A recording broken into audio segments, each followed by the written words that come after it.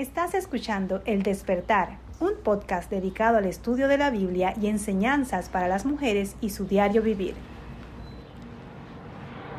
Muy buenos días, chicas, espero se encuentren bien en este día.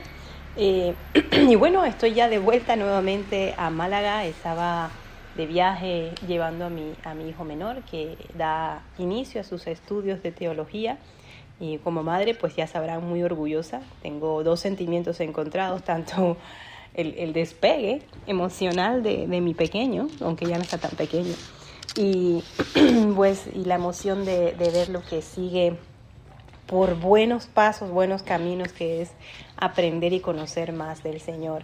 Y bueno, hemos culminado en los estudios anteriores, hemos combinado el libro de Mateo. Y en esta ocasión vamos a hacer una pequeña introducción a lo que será el libro de Efesios. Y es interesante todo lo que les voy a estar hablando porque tiene que ver mucho con historia.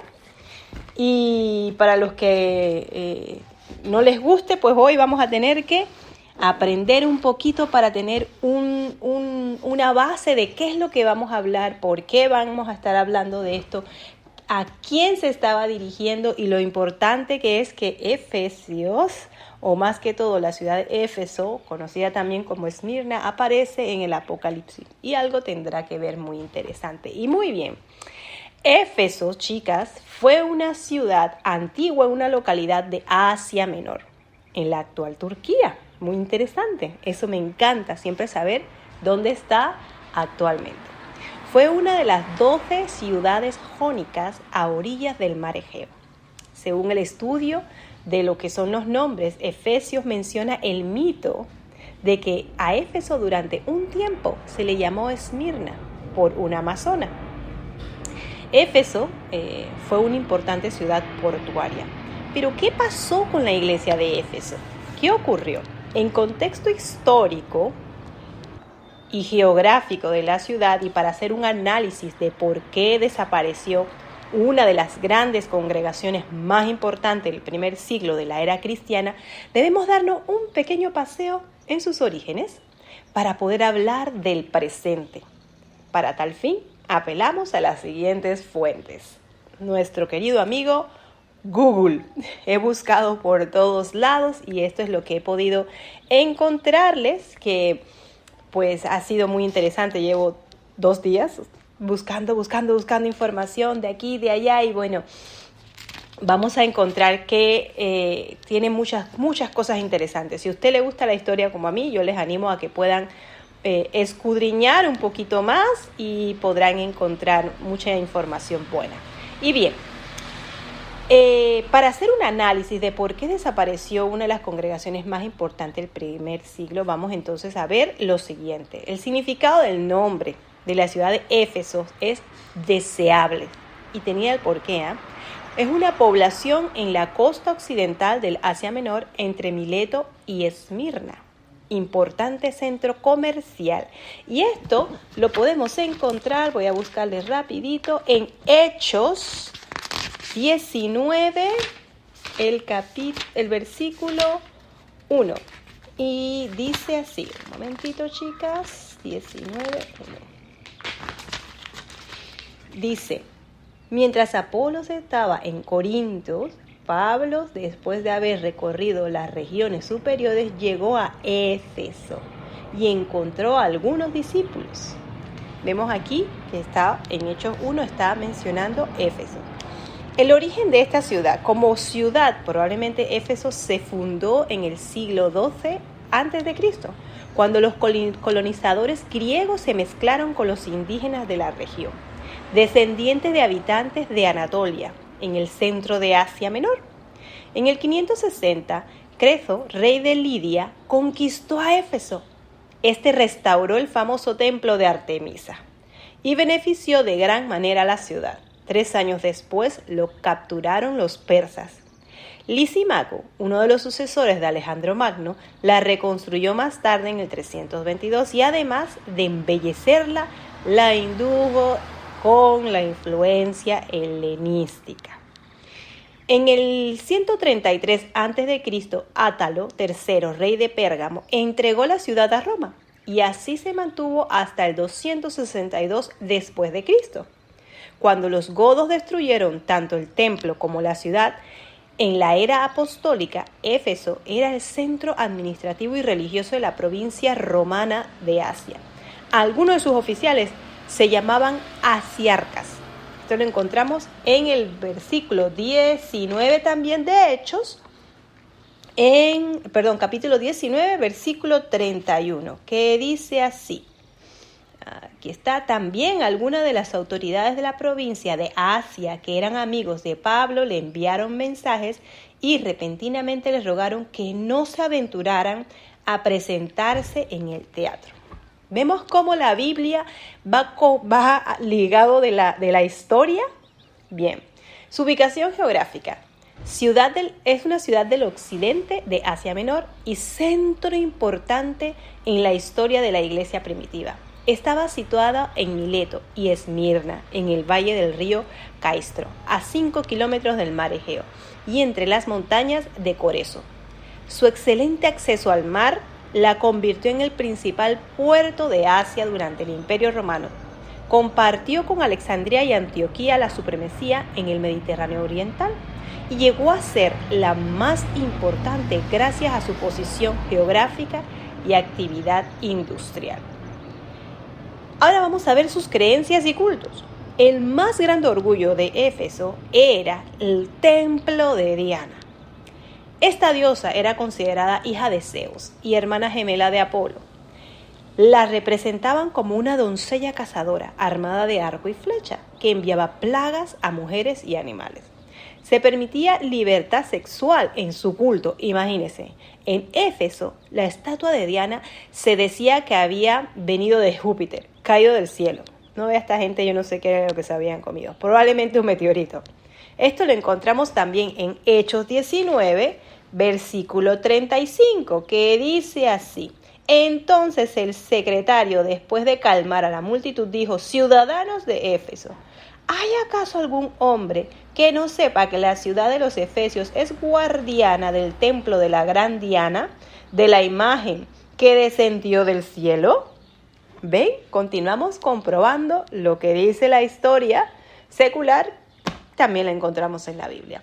Y se presentaba como ella tenía una gran cantidad de senos en su torso. Por eso se llamaba Artemisa, polimastros, o sea, que tenía muchos senos. Se desconoce el proceso mediante el cual el ideal griego de pureza que acompañaba a Diana tomó aquí forma. En el templo de Diana, una de las 7 maravillas del mundo, eran 4 veces más grande que el Partenón de Atenas. Fue destruido y reconstruido unas 7 veces. Es posible que Pablo tuviera esto en mente cuando escribe desde Éfeso a Corintios. Y hablamos en términos de arquitectura. Lo encontramos, esta parte, en la parte de arquitectura, en Primera de Corintios. Voy a buscarlo rapidito. Primera de Corintios 3. Es impresionante. Yo siempre me fascina ver que todo está avalado por la Biblia. Primera de Corintios 3, del 10 al 17. Y encontramos lo siguiente. Conforme a la gracia de Dios que me fue dada, yo, como sabio arquitecto, puse el fundamento y otro edifica sobre él. Pero cada uno tenga cuidado cómo edifica encima, pues nadie puede poner otro fundamento que ya esté puesto, el cual es Jesucristo. Ahora bien, si sobre este fundamento alguien edifica con oro, plata, piedras preciosas, madera, heno, paja, la obra de cada uno se hará evidente, porque el día le dará a conocer, pues con fuego será revelada. El fuego mismo probará la calidad de las obras de cada uno.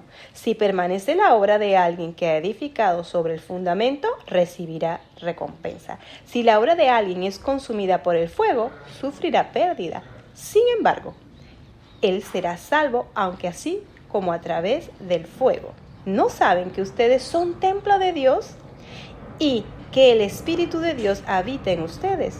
Si alguno destruye el templo de Dios, Dios los destruirá a él, porque el templo de Dios es santo y esto es lo que son ustedes. Aquí vemos cómo Pablo nos está enseñando sobre que nosotros somos un templo.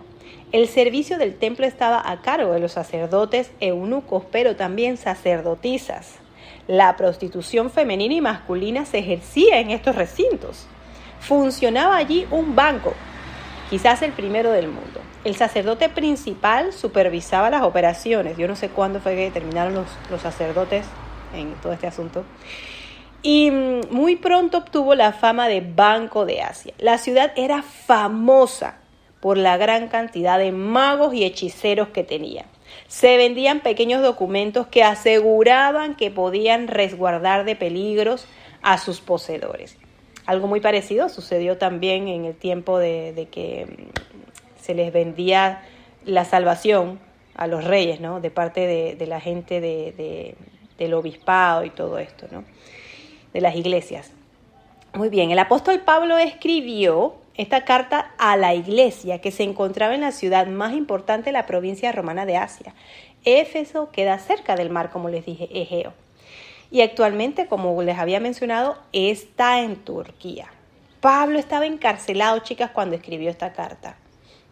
Estuvo prisionero en Roma la primera vez en los años del 60 al 62. Probablemente envió por medio de Tíquico o Onésimo las cartas a Éfeso, Colosa y Filomeno, desde el año 60 hasta el 61 después de Cristo.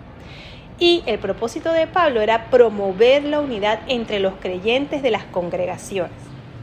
Efesios comunica la motivación doctrinal que hace una fuerte exhortación para que aún las personas con trasfondos muy distintos tengan madurez espiritual, las cualidades necesarias de la conducta correcta para llevarse bien entre los creyentes. Así que esto que vamos a estar estudiando, chicas, es fenomenal para nosotras porque nos va a ayudar a saber cómo debemos llevarnos entre nosotras mismas. Y por último, la idea central, como les dije, es la iglesia como el cuerpo de Cristo. Y así le hemos denominado este estudio de Efesios. Recordemos que esta epístola de Pablo a los Efesios es maravilloso, un maravilloso resumen de doctrina cristiana y es un reto también a vivir a la altura de esas doctrinas. Después que vamos a dar inicio al saludo que está en el primer capítulo y en los primeros 3 capítulos de la carta, Pablo nos va a mostrar que Dios ha decidido glorificarse en la formación de una nueva comunidad. Y eso somos tú y yo, la iglesia, compuesta por judíos y gentiles, escogidos en Cristo desde antes de la fundación del mundo. Tú y yo estamos escogidas desde antes de la fundación del mundo para alabanza de su gloria y de su gracia. La iglesia es una comunidad tan distinta al resto de las agrupaciones humanas existentes en el mundo que, por medio de ella, Dios hace un despliegue de su sabiduría a los principados y potestades en los lugares celestiales. Y luego veremos que a partir del capítulo 4 hasta el final de la carta, Pablo nos muestra cómo debemos de vivir en la práctica a la luz de la realidad de lo que ahora somos en Cristo. Debemos andar en unidad, en novedad de vida y a la altura de nuestra nueva identidad de Cristo, en amor, en pureza y en sabiduría, mostrando el control del Espíritu en mutua sumisión, mientras libramos una batalla espiritual contra las huestes de maldad, fortalecidos en el Señor y en el poder de su fuerza. La carta concluye con una nota personal y unas palabras de bendición. Así que, chicas, te animo a que tú tomes tu armadura, que lo vamos a estar viendo en Efesios 6, del 10 al 20, te la coloques y demos inicio a esta aventura de Efesios. Como es una carta, te animo a que antes de que iniciemos en nuestro estudio, que será el lunes, puedas tomar un tiempito y leerla toda de corrido. Son sencillamente 6 capítulos que sé que podrás en una sentadita leértelos y estar lista para nuestra aventura de Efesios que iniciaremos el día lunes con nuestra amiga Jerry San Giovanni. Hasta el lunes, chicas.